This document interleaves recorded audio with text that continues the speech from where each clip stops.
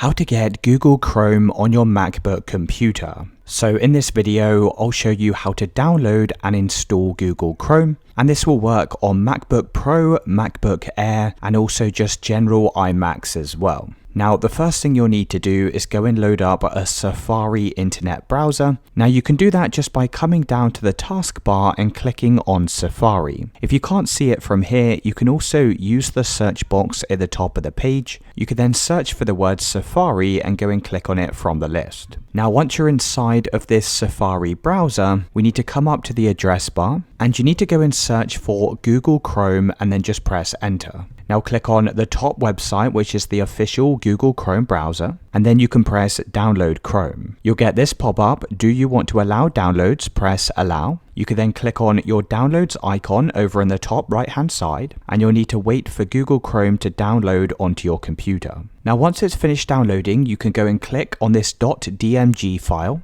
and then just go and click on it once again. So once you've opened the file, you'll see this window here. Now to go and install Chrome, you simply need to drag the application over to this folder like so, and that's now going to begin installing Chrome onto your computer. So once it's finished installing, you can go and open up your Finder in the bottom left hand side. Now click on Applications, and then you can scroll down until you see Google Chrome and go and open it from here. You can also use the search box once again, and you can open up Google Chrome directly from this search box. So that's how to download and install Google Chrome on a Mac computer.